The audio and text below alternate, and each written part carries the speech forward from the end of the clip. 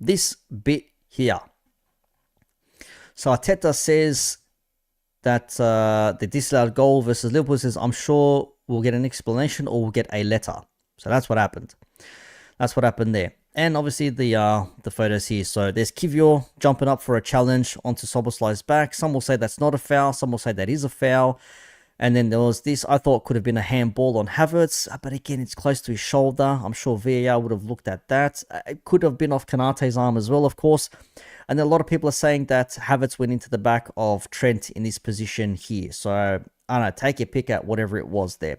But what I do know is that Anthony Taylor blew the whistle just as Havertz went to swing or kick the ball. I forget if he just swung or if it was when he kicked the ball. That's when he blew the whistle.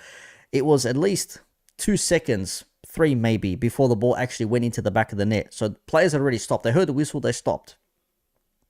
What happens? What do we always say? Play to the whistle.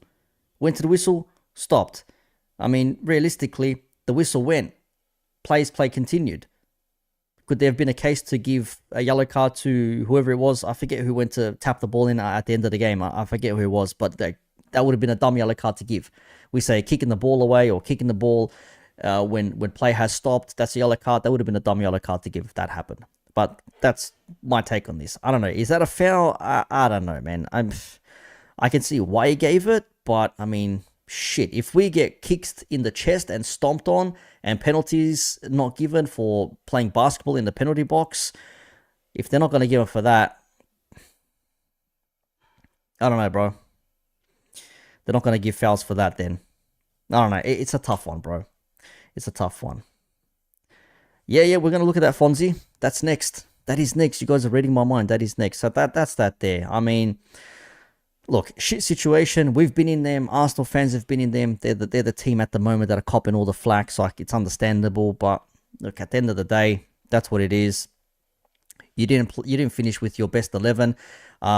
You can say you held this Liverpool team that are meant to be title contenders to a draw at the Emirates. You can say that Liverpool were, maybe good enough to not lose this game, but maybe not good enough to win it. You can spin these things in different ways. Liverpool weren't good enough to beat our reserves or our B team, as some people have said. Yeah, Liverpool couldn't beat our B team.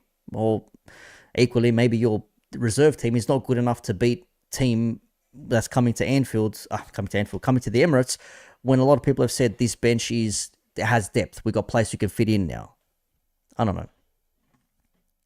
It's one of those ones.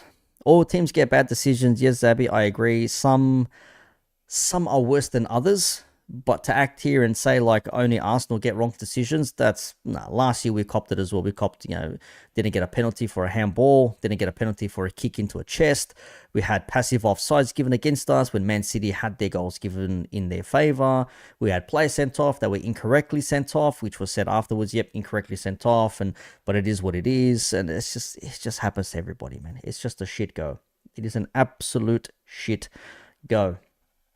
Absolute shit go. So I don't know.